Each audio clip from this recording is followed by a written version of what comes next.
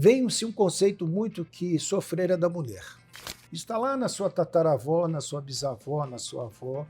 Tanto que quando vocês começam a ter as primeiras cólicas menstruais, elas não são vistas com desespero. Isso é coisa de mulher. Acostumam em sofrer, ou seja, olha o padrão que vocês mulheres são direcionadas. Vocês são quase que colocadas como sendo a dor parte da sua feminilidade. Aí com isso vocês acabam se permitindo sofrer por dores, sofrer por parto, sofrer por relacionamento, sofrer por traição, sofrer por desprezo, por abandono, ou seja, todo esse conceito muitas vezes é quase que acobertado por vocês mulheres como se fosse parte da feminilidade sua, da existência sua. Lógico que hoje a gente está quebrando essa ancestralidade, porque isso não existe na questão da visão da mulher.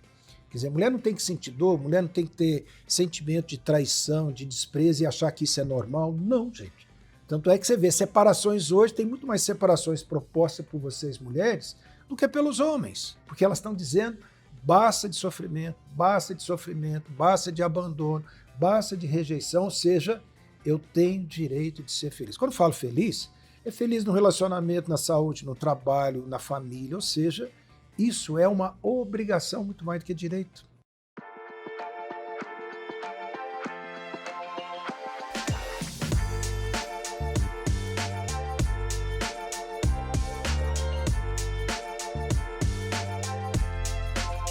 E antes de começar o episódio de hoje, eu quero apresentar e agradecer com muito carinho os nossos patrocinadores, que acreditaram nesse projeto desde o início e tornaram o consultório aberto ainda mais especial. A começar pela Cerrado Chic, uma loja que eu simplesmente amo. Com curadoria impecável em peças de decoração, móveis e itens exclusivos. Foi a Cerrado Chic que assinou toda a ambientação do nosso cenário. Com bom gosto, originalidade e aquele toque que faz toda a diferença.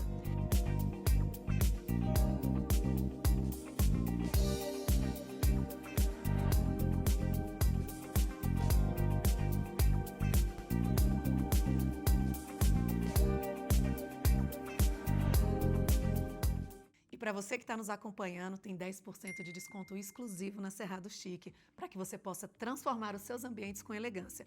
O QR Code já está aqui e o link já está aqui na descrição. E agora eu quero apresentar para vocês a Porão 40, uma loja referência em Brasília que une sofisticação, tendência e elegância em cada detalhe. Responsável pelos meus looks, a Porão 40 reúne peças de alfaiataria impecável, vestidos versáteis e uma curadoria que traduz o melhor da moda atual. Com novidades praticamente todos os dias, a loja está sempre conectada com o que há de mais relevante no universo fashion. Perfeita para mulheres que buscam autenticidade e estilo em cada escolha.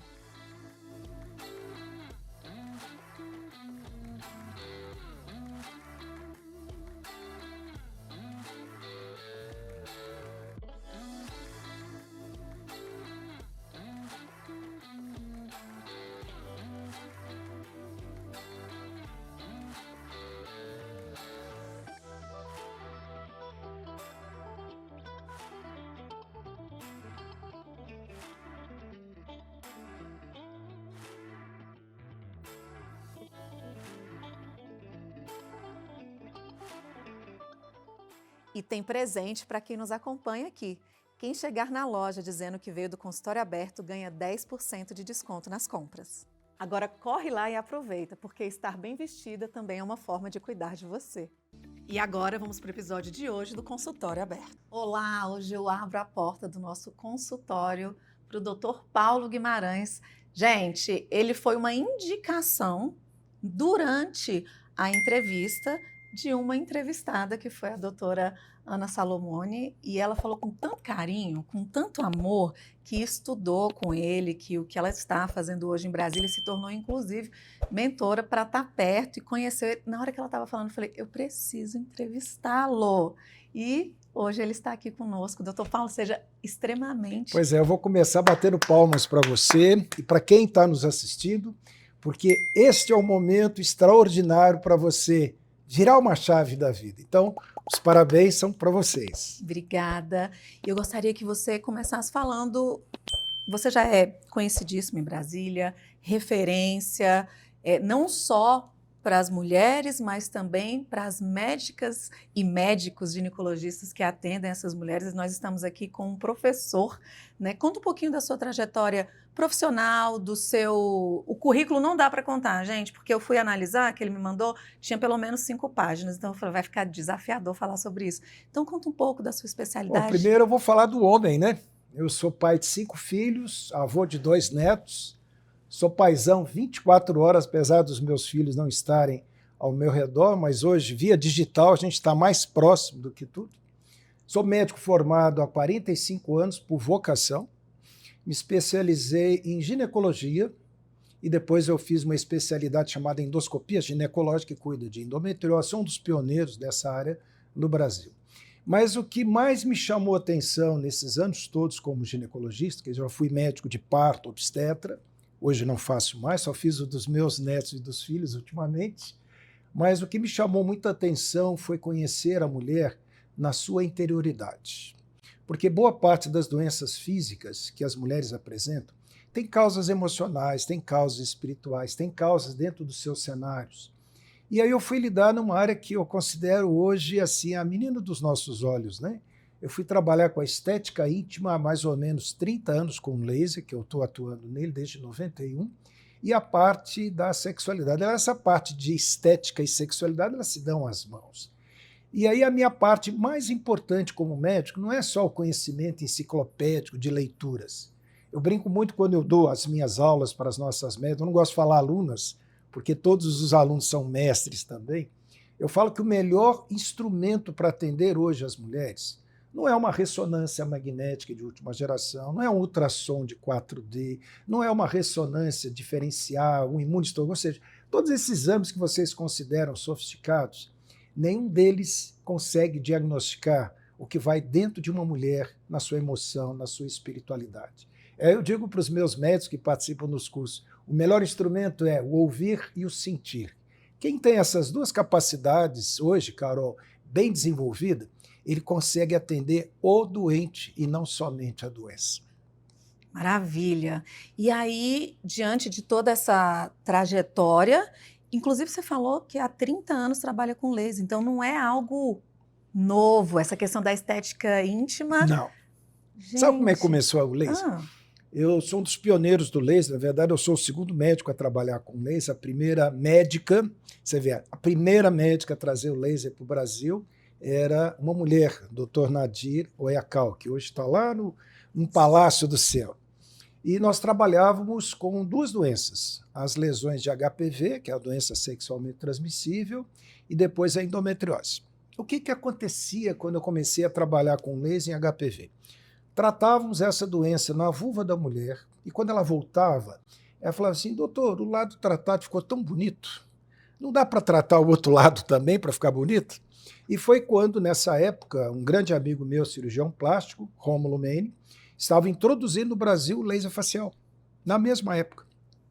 Isso nos anos de 92, 93. E aí, quando eu comecei a ver essas mudanças da estética na vulva dessas mulheres, eu comecei a utilizar e entrei em contato com o Rômulo. A partir daí nasceu uma grande amizade. E fomos ver o que era feito no rosto, poderia ser feito na vulva com bons resultados para rejuvenescimento.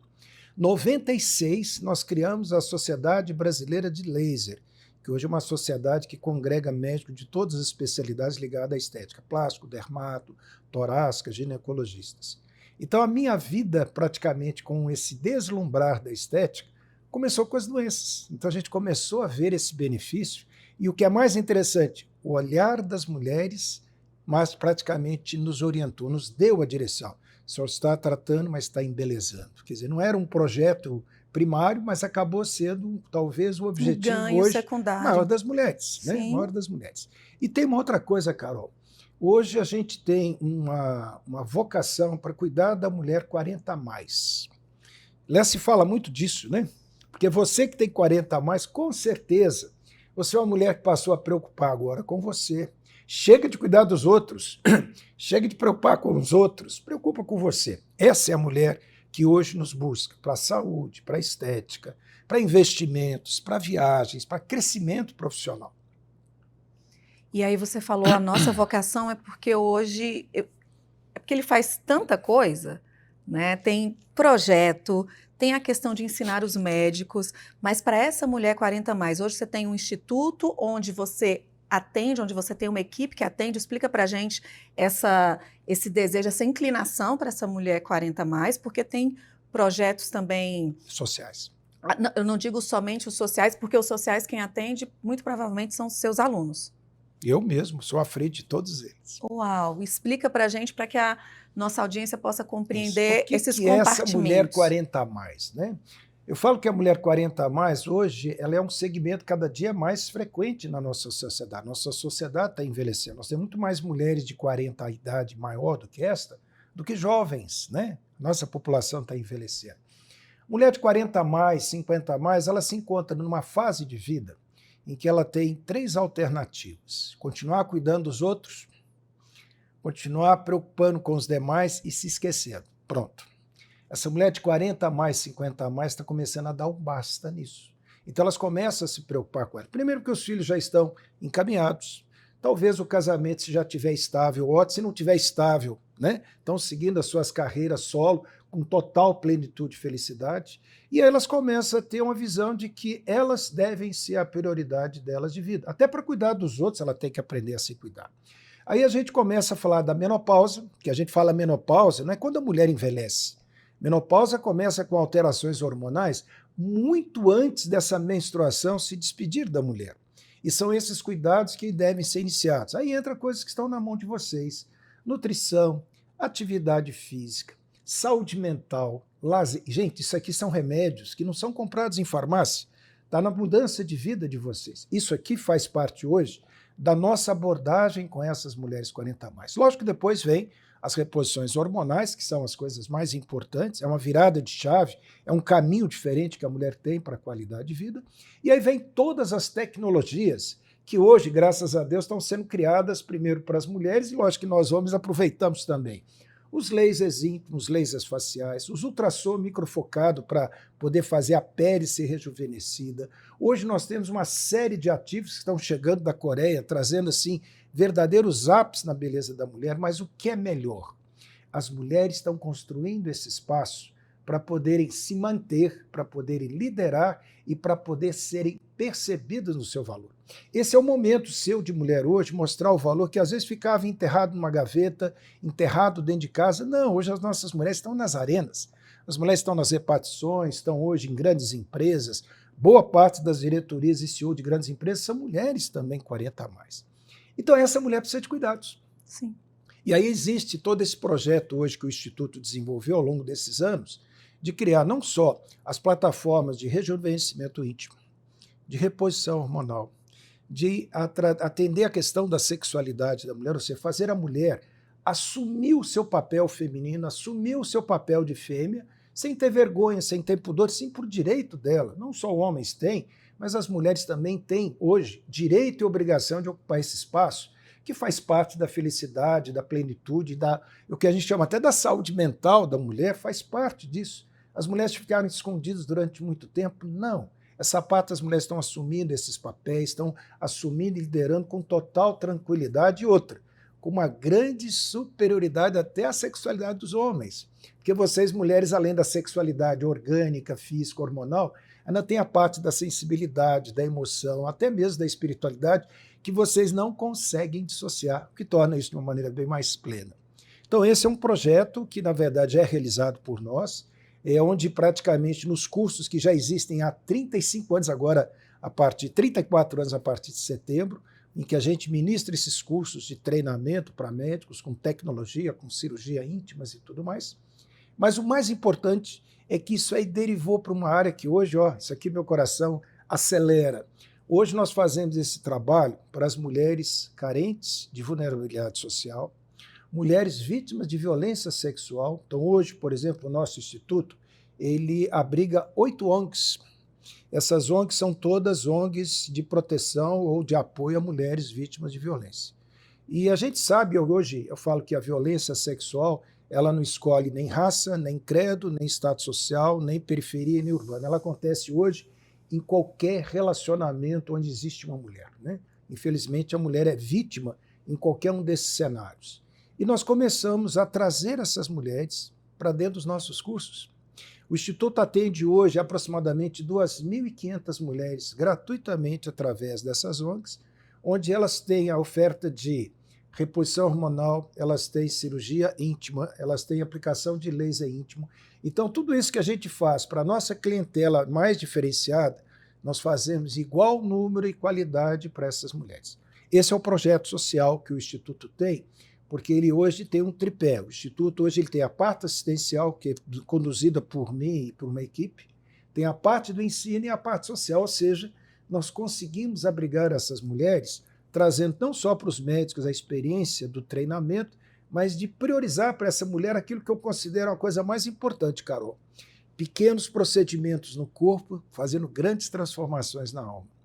Essas mulheres, quando fazem esses procedimentos, o resgate da autoestima delas é algo assim tão absoluto, tão grandemente forte, que elas não conseguem deixar de expressar isso com emoção, com expressão, ou seja, a gente consegue quase que, vamos dizer assim, a gente faz essa mulher ressurgir desse panorama que vira um pântano de solidão, um pântano de desespero. E uma coisa que eu fico assim extremamente revoltado, as mulheres vítimas de violência sexual se sentem sujas, quando, na verdade, o causador dessa violência é que deveria estar no lixo. E, no entanto, o que elas fazem? Se afastam das atividades sociais, familiares e até mesmo sexuais. E o que a gente vê, e aí eu fico feliz da vida, porque Deus nos usa para isso, por isso que eu falo, não é um projeto meu, é um projeto de Deus, somente só um servo. A gente consegue resgatar essa mulher novamente para uma vida feminina. Então, isso, pequenos procedimentos com grandes transformações na alma, poxa, isso aí para mim é uma mágica que me deixa muito feliz. E essa mulher, a triagem para que ela chegue até o Instituto é através dessas 8 ONGs. Então, são elas que selecionam. Aqui em Brasília, essas 8 ONGs que já estão conosco, as próprias presidentes dessas ONGs, as próprias pessoas que estão dentro delas, já foram treinadas por mim quais são os critérios, quais são os elementos mais importantes que estão sendo colocados. E essas mulheres todas passam por mim. Então, quando elas me encaminham, sou eu que examino, sou eu que faço a proposta dos projetos dela, e durante o curso os médicos realizam sobre a minha supervisão. Depois que os médicos vão embora, porque nenhum são de Brasília, eu que acompanho essas mulheres depois, então esse é meu trabalho voluntário. Então eu tenho o meu dia de trabalhar para elas e tenho o dia de trabalhar para a clínica, então é um trabalho que eu faço de coração e a gente se sente gratificado, porque Deus nos dá tanta coisa em troca disso, vocês não têm a menor ideia. Então essas mulheres são feitas uma triagem primeiro nas ONGs, depois elas passam para mim por uma seleção, para eu saber qual é a necessidade delas, se é uma cirurgia, se é um laser, se é um tratamento de uma incontinência urinária, se é uma reposição hormonal, se é um exame de esteroscopia, que é outro curso que nós temos também, a gente fala isso depois. Depois que elas passam por essa triagem, elas são então encaminhadas para os diversos cursos que nós temos. Nós temos uma média de 12 a 14 cursos por ano. A gente tem uma média de 1 a 2 cursos por mês. Por isso que no final de um ano a gente atende aí algo em torno de 2.500 mulheres. Nós queremos ampliar isso, que é outro projeto social que vem, para nós ampliarmos, para criar o Instituto em algumas localidades para dar atendimento a esse tipo de perfis de mulheres. Vamos lá. Então, tem esse braço social, o Instituto tem um braço social, tem atendimentos particulares para a população de Brasília, para as mulheres. Sem nenhuma ajuda de governo, tá? As iniciativas de atendimento, elas são todas destinadas de investimento do próprio Instituto. Então, assim, nós estamos buscando agora a ajuda de algumas instituições governamentais, mas até a presente data, todo esse trabalho é um investimento do Instituto. E aí, além do braço social, é só você hoje que está atendendo no Instituto ou tem outros médicos? Não, nós temos outras médicas que estão atendendo, nós temos dermato, nós temos proctologistas, todas formadas por mim e que trabalham com tecnologias.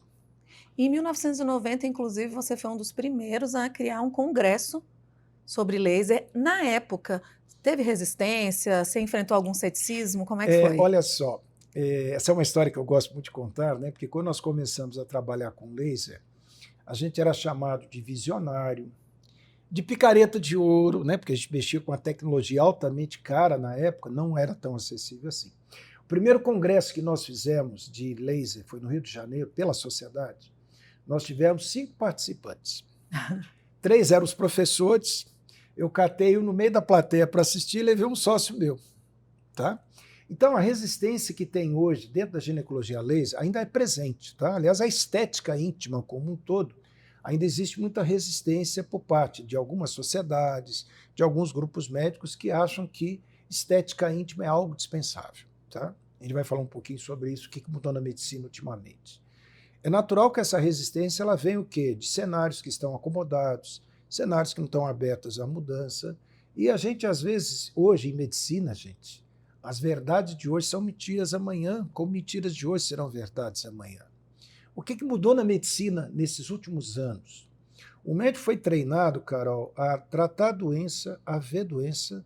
Você consegue nunca mostrar para o médico uma fotografia de alguém, ele sempre vai querer achar a doença.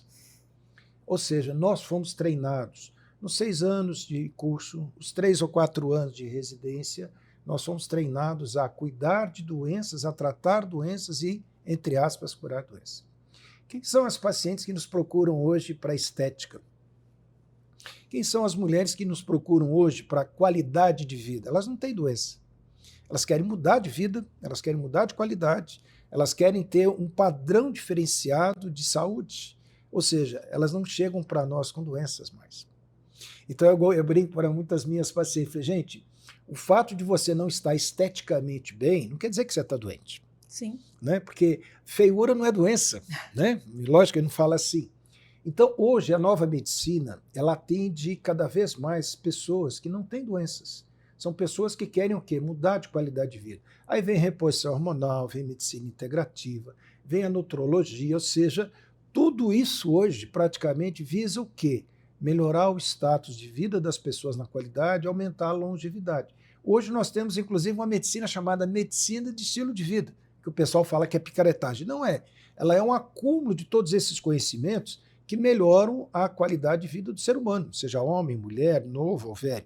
Gente, lembrem, qualidade de vida a gente não cuida quando a gente a perde. A gente costuma manter a qualidade de vida quanto mais cedo, melhor, para você poder envelhecer sem ser velho, para você envelhecer sem adoecer, para você envelhecer com saúde, qualidade, sonho e vontade de fazer as coisas. Quando você fala em melhorar a qualidade de vida para essa mulher 40 mais, que ela já está buscando justamente para essas melhorias, para essa mulher que ainda não sabe o que é possível melhorar, fala para a gente quais são os problemas que as tecnologias e todo esse arsenal, né, de outros médicos. Hoje eu tratava uma paciente, até a propósito, né, aconteceu algo semelhante assim. Uma senhora de 64 anos, que nunca tinha ido a um tratamento de reposição hormonal, sempre foi a outros médicos que praticamente nunca recomendaram, às vezes eram até contrários a essa proposta, e eu falei para ela assim, olha, a culpa não são dos médicos que a senhora procurou, não. A culpa está começando primeiro na senhora. Porque boa parte do conhecimento hoje que visa qualidade de vida, conhecimento sobre o que tem chegado para trazer essas qualidades para vocês, elas estão hoje nas mídias, nas comunicações. Então, hoje está distante da mídia, hoje está distante do mundo de informações, é praticamente assim, é um abismo. Porque uma vez que a mulher hoje tem acesso à informação, o teu canal é um canal de informação, tem esse propósito, ou seja, de elevar teu conhecimento, de trazer conscientização, apontar direções para a sua vida, para o que pode ser melhor para você. Então eu falo que hoje uma boa parte da qualidade de vida que as pessoas têm que buscar começa pela informação. Sim.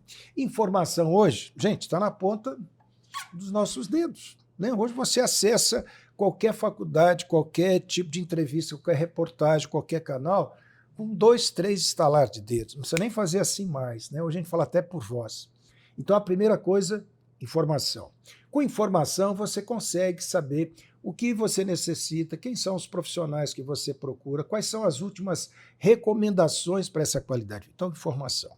E aí vem uma coisa mais importante, qualidade de vida não passa por farmácia, qualidade de vida muitas vezes não vai passar por exames laboratoriais, mudança de postura de vida, de hábitos de vida, alimentação, atividade física, sono, né? Sono, gente, sono é remédio para rejuvenescer, é remédio para a memória, é remédio para a imunidade. Então, quando a gente fala de qualidade de vida, ela começa antes de chegar no médico, ela começa na informação, nas mudanças de hábitos que estão, igual eu falo, estão nas suas mãos. Né? Disponíveis. Ou seja, você tem como selecionar alimentos, você tem como fazer uma atividade física. Ah, eu não tenho academia, gente, mas tem tantos canais que ensinam atividades físicas para melhorar a parte cardiovascular, para melhorar a parte muscular de cada pessoa. Então a qualidade de vida começa antes do médico. O médico ele é apenas um maestro. Ele apenas vai reger essa orquestra de alimentos, algumas reposições hormonais, alguma reposição de vitamina, algumas orientações de suplementos. Sim, aí entra a participação do médico, mas com a qualidade de vida na pauta. Não de tratar a doença. Lógico que a gente continua tratando a doença, porque ela também nos tira desse patamar. Mas o médico hoje tem que ter tempo para orientar vocês, para poder conversar sobre o seu cenário, sobre o seu trabalho, sobre sua alimentação. Não é uma consulta de 5 minutos. É uma consulta igual essa aqui. A gente senta numa sala, a gente conversa. Você sabe como é que os médicos no passado atendiam os pacientes? Como? Quando eu falo médicos do passado, não é os médicos do passado que a gente imagina. Os médicos eu falo da época do Império Brasileiro. Os médicos iam para dentro das casas dos pacientes, iam para as fazendas dos pacientes. E lá eles conheciam os hábitos de vida, alimentação, cenário, clima, até as intrigas da família eles percebiam. Então eles tinham uma noção de cuidar desse paciente de forma plena, que eu falo tridimensional, corpo, mente e espírito. Isso sim era a medicina que foi praticada lá atrás. Está voltando. A medicina integrativa hoje fala disso. A gente pergunta sobre sono, alimentação, sobre urina, sobre fezes, sobre relações sexuais, sobre repouso, sono, lazer. Ou seja, tudo nos interessa, porque tudo que está desarranjado vão ter repercussões fatalmente no corpo. Sim.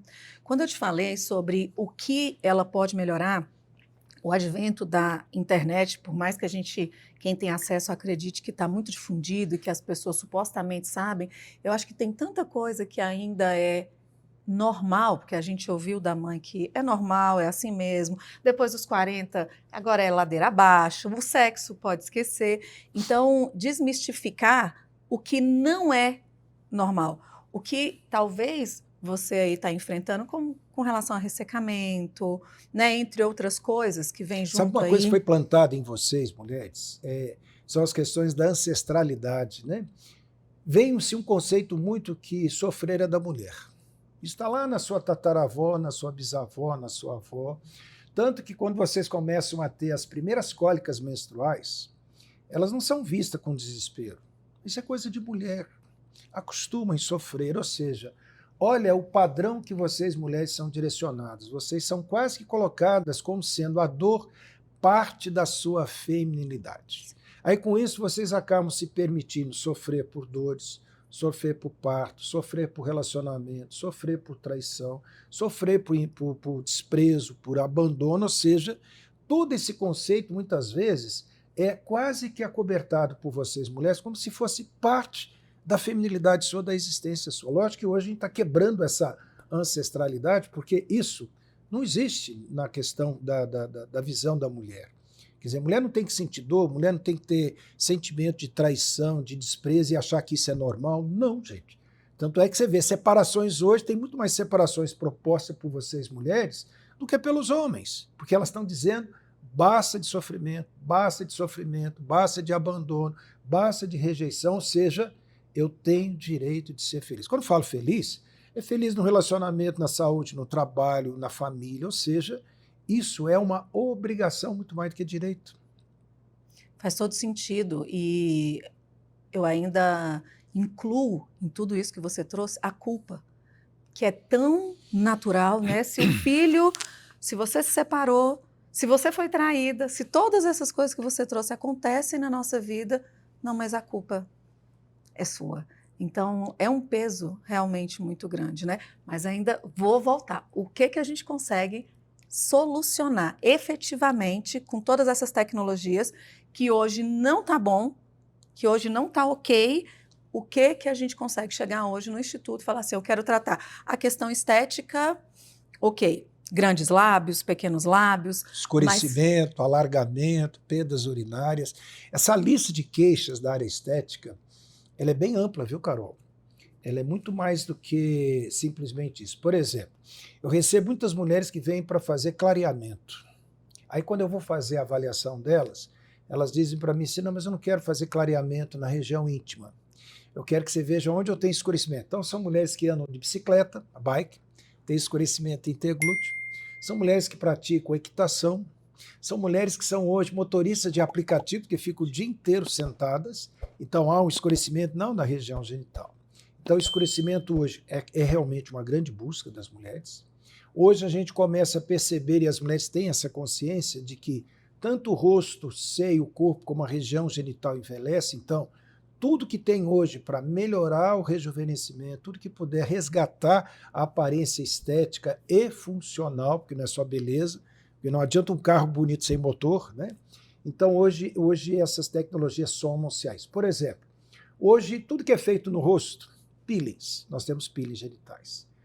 Bioestimulação, que a gente usa vários produtos para estimular o colágeno, principalmente depois de 40, 50 anos, o nosso rosto, por perda de colágeno, começa a desmanchar, a gente tem para a região genital. Nós temos os lasers, nós temos radiofrequência, que são sistemas de energia que estimulam a proliferação celular, a proliferação do colágeno, que é a parte elástica da pele, estimula vasos sanguíneos para oxigenar essa pele, para dar vitalidade a essa pele. Depois nós temos mais coisas, nós temos fios de PDO, nós temos hoje, como eu falei, a radiofrequência. O ultrassom microfocado, ele atua na área da musculatura, porque a musculatura também, com o envelhecimento, ela vai perdendo tônus, vai perdendo a sua consistência, tanto que o nosso rosto, quando nós envelhecemos, ele perde um pouco das feições, né? Hoje, graças a Deus, plástica, ultrassom, radiofrequência ajuda muito nisso. Nós temos toxina botulínica, vou falar o Botox, que é o nome comercial, para a área genital também, não para diminuir rugas, mas para diminuir, por exemplo, dor durante as relações sexuais. E tem uma coisa mais importante ainda, isso também está na sua mão, eu falo, não está na sua mão, está na sua pelve. Quantas mulheres hoje, durante a relação sexual, Carol, têm perda de ar durante a relação sexual? Tem incontinências urinárias, sendo que nunca tiveram partos, né?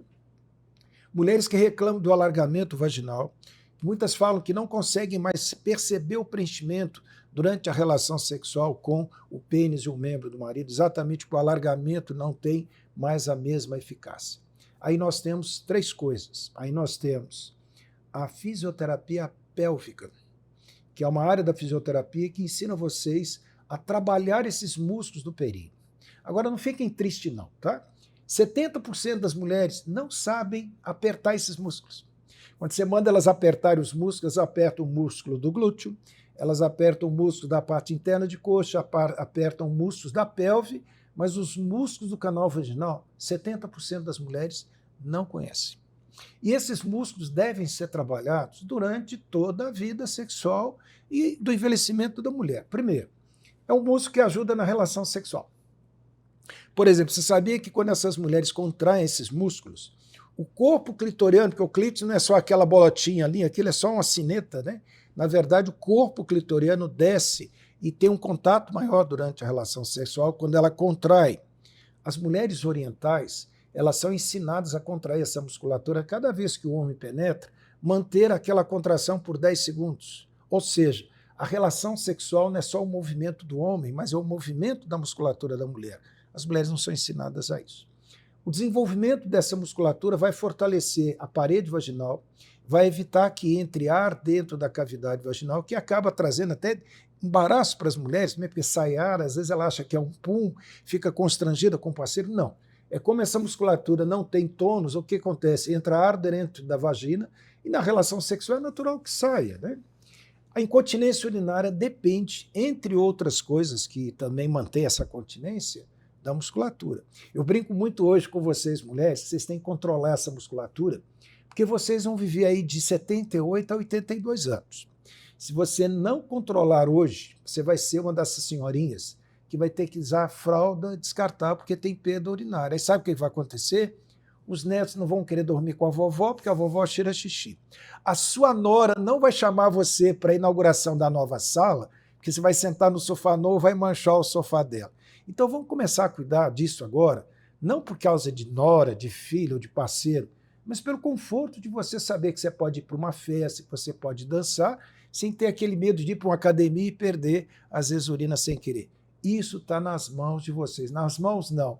Está lá na região vaginal de vocês, que é o exercício que vocês fazem dentro de casa, dirigindo, no engarrafamento, né? Está na fila de espera, por exemplo, do banco, ou está na espera de uma sala de um atendimento médico, nada impede vocês fazerem esses exercícios. Quem ensina?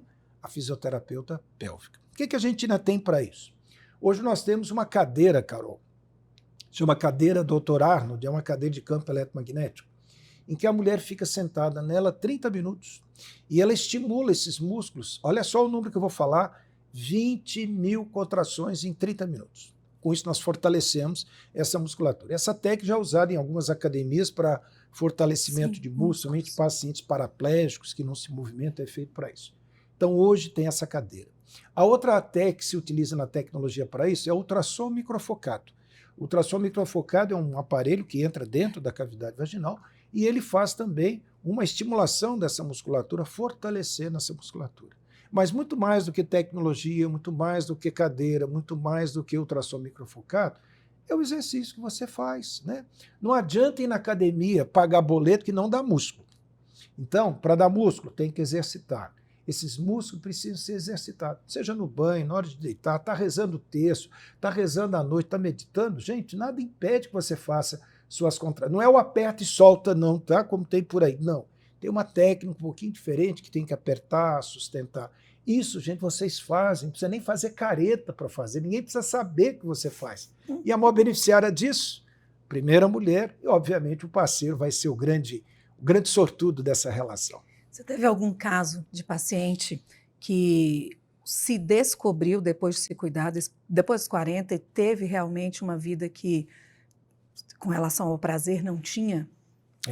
Essa história do prazer, né? Eu tenho uma aula que eu falo assim, clítoris e orgasmo, o grande desconhecido e sagrado. Infelizmente, mulheres acham que o orgasmo não é uma coisa comum. Gente, o orgasmo é uma coisa natural.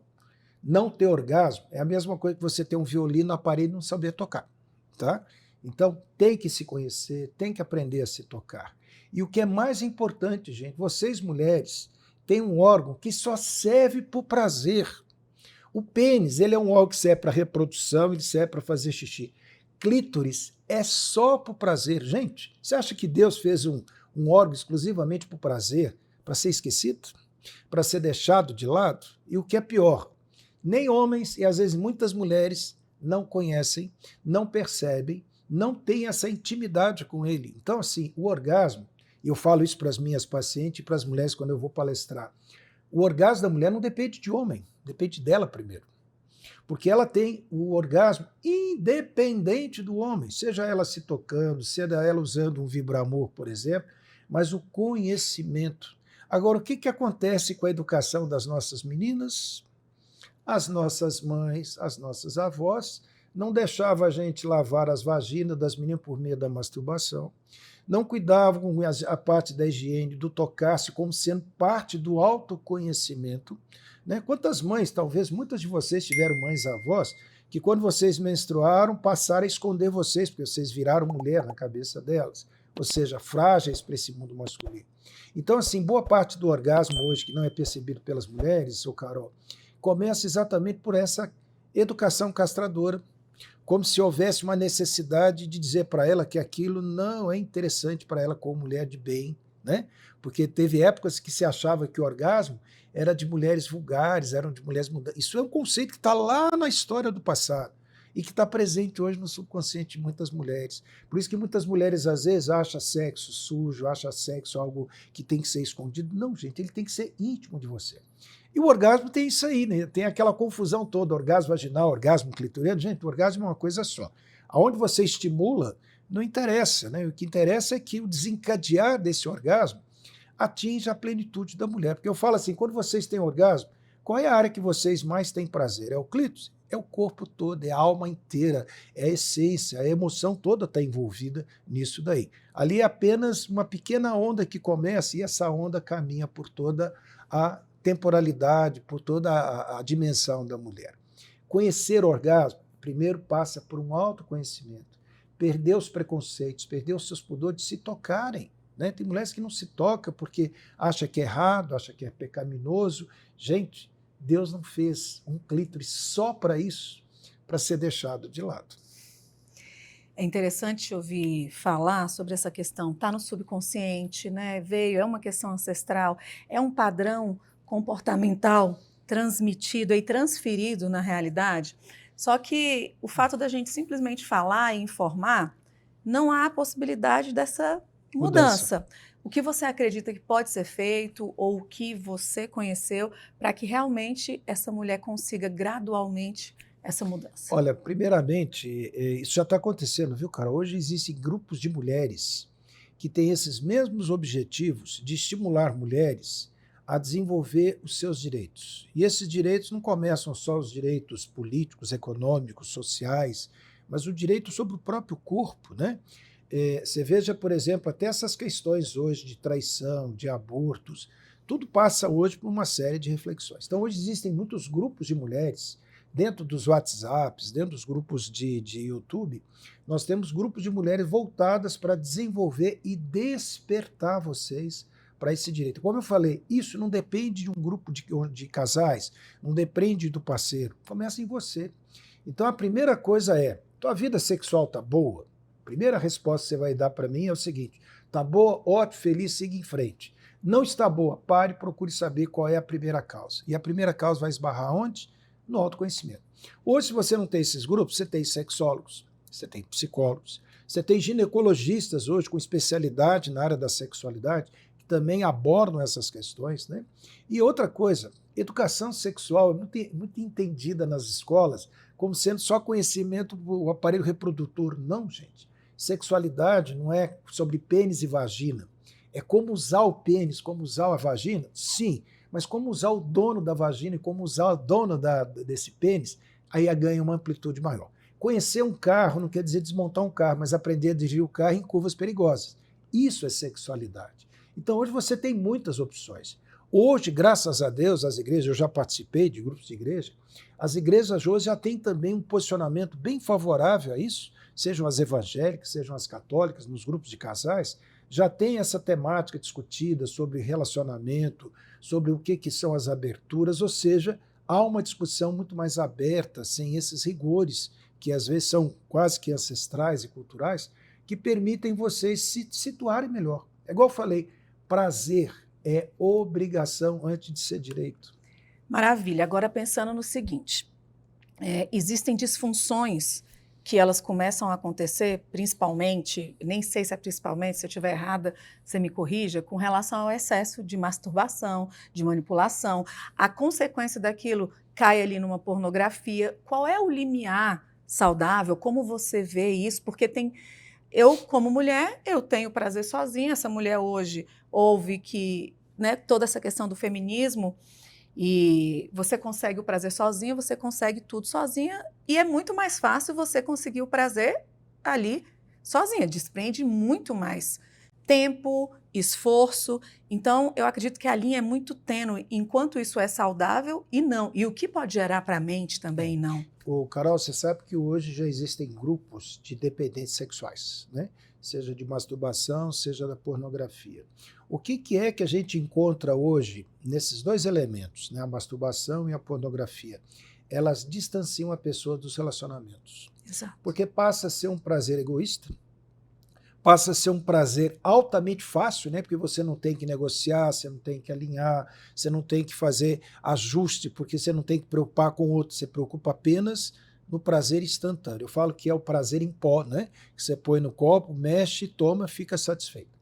Então, assim, a pornografia hoje, principalmente a masturbação, principalmente quando é compulsiva, ela vai distanciar essas pessoas de qualquer nível de relacionamento, porque qualquer coisa que for relacionamento e prazer vai ser para ela sempre um obstáculo. Então ela vai optar sempre pelo mais cômodo, que é a masturbação, porque se masturba, vai dormir, não precisa aplicar, não precisa explicar, não precisa preocupar, não precisa agradar, não precisa carinhar, ou seja, relacionamento, ele é complexo.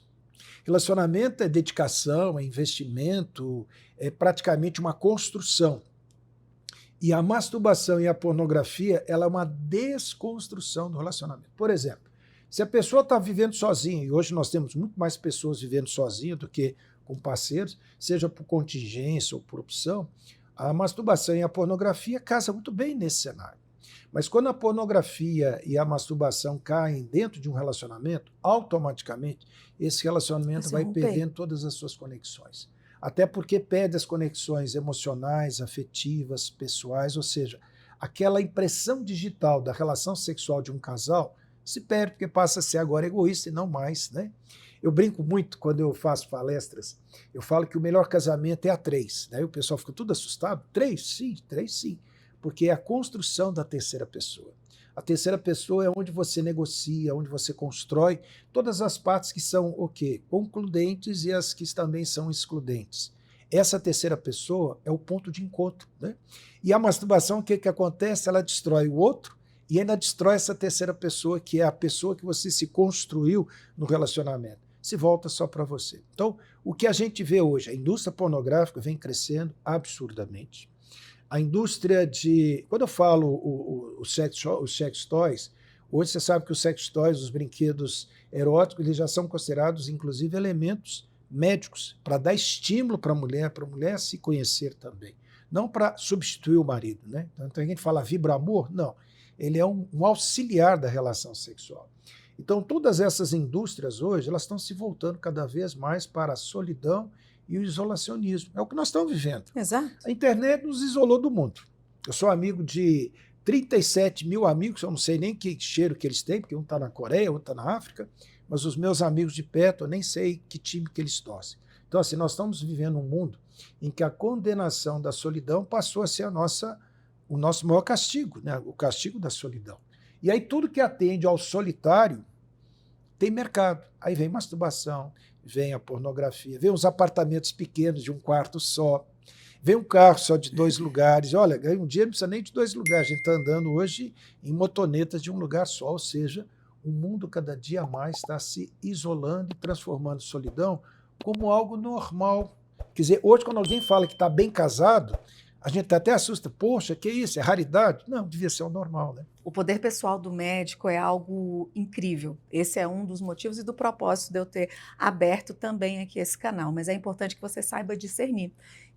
Se conhecer de alguma forma para que você possa, inclusive, instruir o seu marido. Como o próprio doutor falou, tem locais nas igrejas onde você é estimulado a compreender para que melhore a sua vida. Agora, por favor, vamos ficar atentas a entender que se as relações terminarem, cada dia mais ficaremos mais adoecidos. Então, é uma linha muito tênue entender como utilizar. Então, pensa nisso, né? Tudo é lícito, mas nem tudo convém. E falando no que convém, vamos falar de reposição hormonal? Vamos Eu quero saber sua opinião sobre a questão da testosterona para a mulher, porque isso aqui no consultório aberto já deu o que falar. Vou deixar um gancho para o nosso próximo encontro. Nós vamos falar um pouquinho sobre energia masculina e feminina no mundo atual, tá? Esse é um mundo que vai mexer com você, mulher, também. Bom, reposição hormonal é uma coisa bastante, para mim, é bem rotina, né? Eu praticamente trabalho com reposições hormonais há mais de 20 anos, principalmente utilizando os implantes hormonais. Mas o grande problema hoje dos hormônios, Carol, é que se associou muito hormônio e câncer, que o hormônio dá câncer, né? Nós tivemos um trabalho mundial chamado WHI, no ano de 2006, em que eles utilizaram um hormônio sintético feito através de decomposição da urina de água prenha, tá? Que eram os estradióis produzidos na época. Fizeram uma experiência com mulheres nessa época e perceberam que essas mulheres tinham um acréscimo de câncer de mama maior do que na população que não usava hormônio. Mas olha o hormônio que eles usaram, sintéticos de urina de água prenha. Esse trabalho praticamente foi interrompido porque ele não teve nenhuma continuidade, não conseguiu se afirmar isso, e a partir daí vieram os hormônios chamados bioidênticos. Bioidêntico significa iguais ao que você produz, né? Você sabe quais são as áreas que a mulher mais produz hormônio? Não. A primeira parte que a mulher mais recebe hormônio é intraútero. A menina que está lá dentro do útero, ela começa a receber os hormônios de progesterona produzidos pela placenta.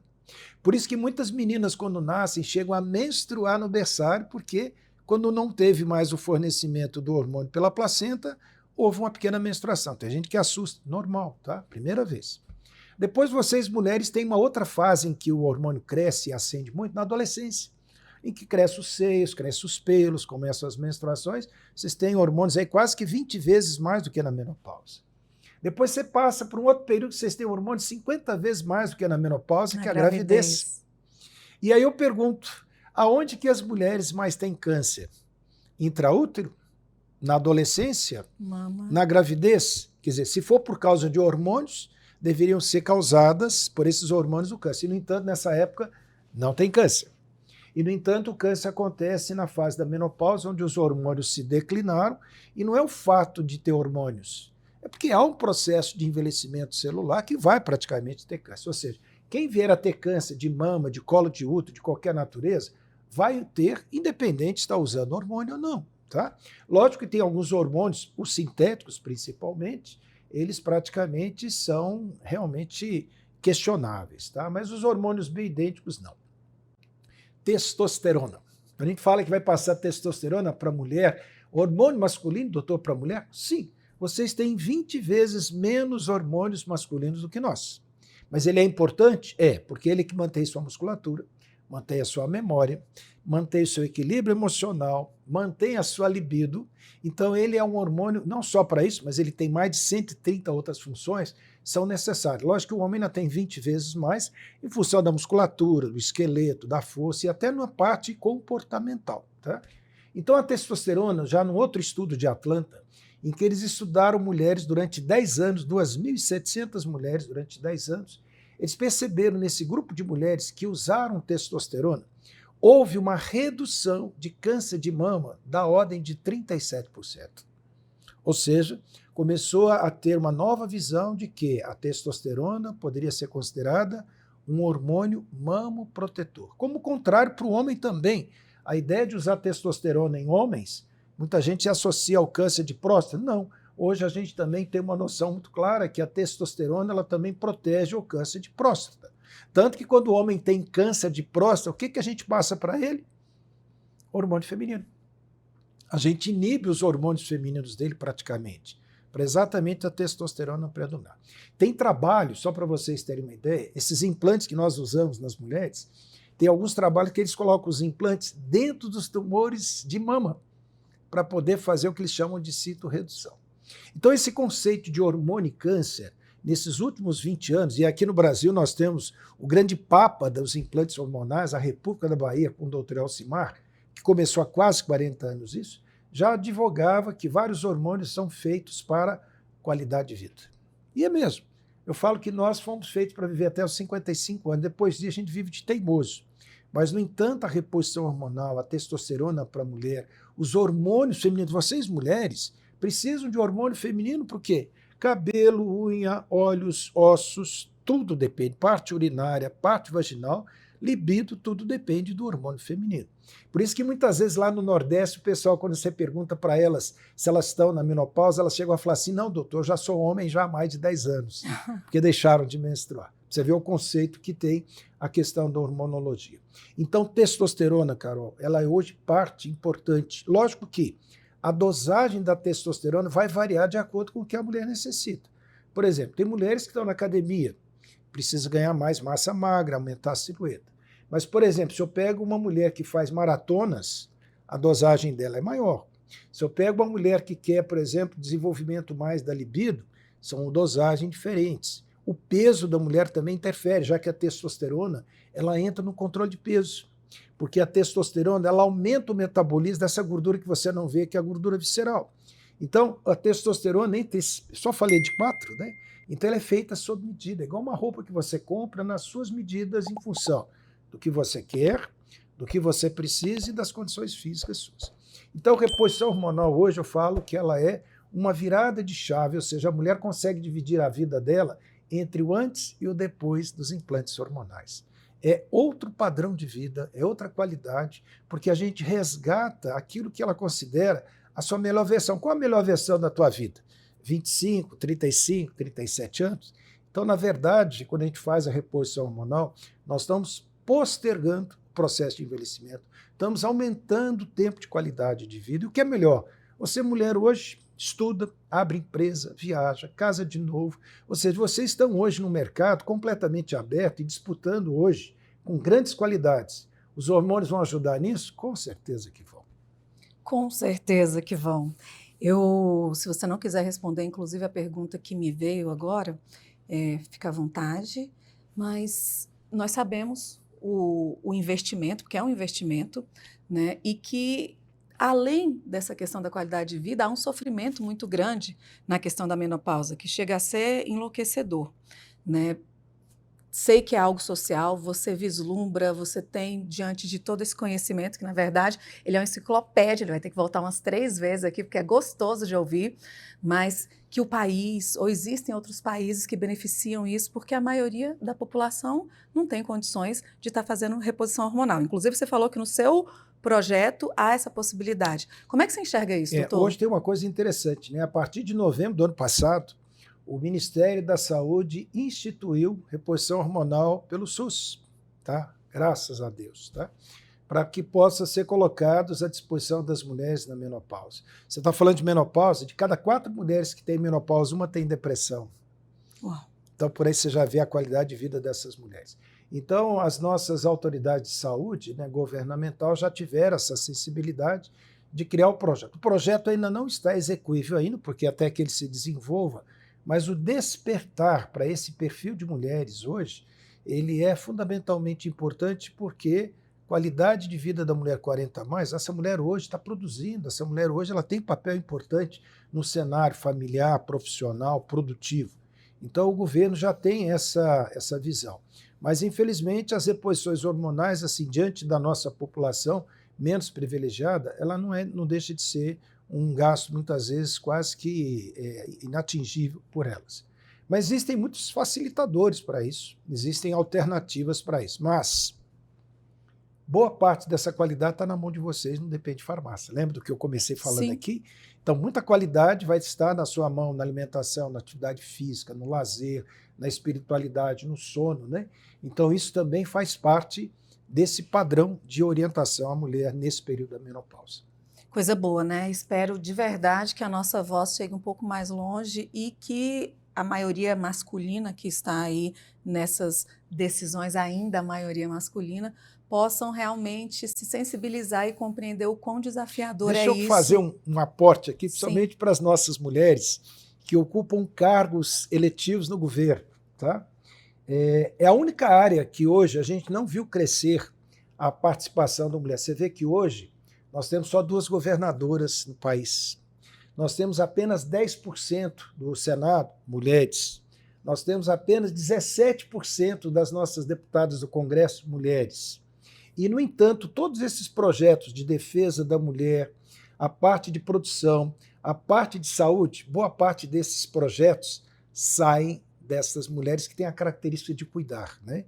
Então, essa é uma área, você que tem esse perfil de atender comunidades, é uma área que precisamos muito de ter mulheres lá, no Senado, no governo, nas secretarias, porque quando essas mulheres estão lá, Carol, os projetos ligados à educação, saúde da mulher e segurança da mulher estão nas pautas prioritárias delas. Então, assim, eu aplaudo essas mulheres mesmo, viu? E eu vou aplaudir as próximas que se encorajarem e se manifestarem, porque a mulher cura, a mulher cuida. Então é importante que nós realmente, se é de hormônio que está precisando, seja o que for, vamos buscar, porque a transformação, ela está nas nossas mãos. É importante, não tem como cobrar de um homem, é como você falou, o conhecimento é nosso, nós temos que buscar. Se é um direito, é nosso. Se nós entendemos, se nós temos esse lugar, que façamos isso também, né? Que esse espaço seja realmente algo que incentive isso, porque não dá também para ficar dependendo do país ou do homem ou das pessoas. Chega desse lugar, é fácil demais ser vítima, é Carol, muito fácil. E Deus fez a mulher para isso. Por exemplo, os hormônios que vocês produzem mais do que nós homens são hormônios de integração e de afetividade, tá? Vocês sabiam que vocês, mulheres, têm 2 centros de fala? Você tem um centro da fala direita, tem um centro da fala esquerda. Por isso que o homem só tem um. Tanto que quando o homem sofre AVC, derrames, eles ficam sem falar. As mulheres com 2 centros da fala, quando ela sofre, por exemplo, um AVC, um derrame, ela continua falando. Significa o quê? O falar e o ouvir é parte integrativa da mulher, ou seja, comunicação, orientação. Onde é que estão as nossas professoras? Mais nas mulheres. Os telemarketers, mais as mulheres. A área médica cresce cada dia mais, mulheres. Então, tudo isso vem se ajustar àquilo que o Criador fez para você, mulher. Vocês têm hormônios, vocês têm sensibilidade, têm centro da fala, têm comunicação. Para quê? Para ajudar, perceber e construir um mundo que nós, homens, precisamos ter também. 2 finais perguntas. Fala para mim, essa que você seja mais objetivo, e na última eu quero que você abra o seu coração. O que te incentiva ainda a continuar ensinando todos esses médicos? Qual é o legado que você quer deixar? Olha só, a gente não fica nesse planeta para sempre, né? A gente tem outras viagens planetárias por aí. Mas o meu grande objetivo hoje, eu tenho já nesses anos todos, é que esses conhecimentos que a vida me permitiu ter possam ser transmitidos para outras gerações e sejam ampliadas. Eu brinco muito com os meus médicos participantes que quando eu estou ensinando eu não quero que eles sejam bons, eu quero que eles sejam melhores do que eu. Hoje eu já tenho um olhar de sucessores, né? A própria Ana Letícia é uma das minhas queridas, né, que eu vejo como sucessora de todo esse conhecimento e dessa aplicabilidade. Então esse é um legado de que conhecimento não pertence a ninguém, o conhecimento pertence a quem tem o desejo de ensinar, de crescer e auxiliar as pessoas. Esse é um legado que eu deixo para... Eu brinco muito que cada um desses mestres que passam por mim é uma carta minha que eu deixo para o futuro, né? A outra coisa, abrir o coração, eu não faço isso hoje por uma questão só financeira, por uma questão de prestígio, não. É uma questão de dedicação e outra, eu aceitei isso como missão. Tem peso também? Tem. Minha vida particular, praticamente frente a tudo isso, ela é, né, bem restrita. Mas é uma missão que a gente abraçou, né, de cuidar e fazer com que outras pessoas venham se somar nesse pelotão de ajudar mulheres aonde elas estiverem. E a minha pergunta final é essa. E esse amor? E essa dedicação? E de onde vem esse cuidado, esse reconhecimento e essa busca por entender a mulher, validar e incentivar? Como eu falei para você, ao longo desses 45 anos de formado, né, o meu consultório foi muro de lamentações.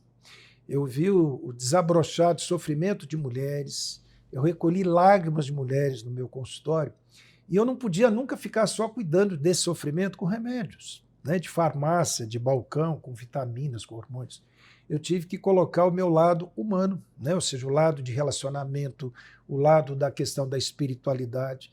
Então, esse cuidar da mulher nesse sentido da tridimensionalidade dela, corpo, emoção e espiritual, ela veio por exatamente abraçar que o sofrimento dela não está no corpo, muitas vezes está na alma. Então foi exatamente esse privilégio de ouvir essas mulheres, o sofrimento delas, que me despertou a cuidar dela de uma maneira mais plena, de mais integralidade. Como é que foi a sua relação com sua mãe? Maravilhosa. Minha mãe é uma grande inspiradora disso daí. Ela tem, inclusive, um dos meus auditórios tem o nome dela. Tem uma ONG que nós vamos abrir agora com o nome dela. Então, assim, a mãe que eu tive me ensinou a amar a mulher. Porque eu recebi dela o amor, o qual eu hoje utilizo para filhos, para as minhas ex-esposas, para as minhas amigas e para as minhas clientes. Mãe é um dom que a gente pode dizer que tem, porque ela é a origem, o depósito, princípio, meio e fim do amor. Tô certo? Sim, tá. E eu finalizo mais um consultório aberto. Vamos deixar aqui na descrição onde você encontrar esse homem, esse instituto, esse profissional, e com certeza ele vai ser convidado para voltar, porque a gente vai falar de muita coisa ainda. Eu já quero cadeira cativa. Então pronto, vai virar apresentador comigo. Obrigada, de verdade. Um abraço grande, sucesso para você e para todas as que estão coladas em você. Tá, obrigada. Até mais.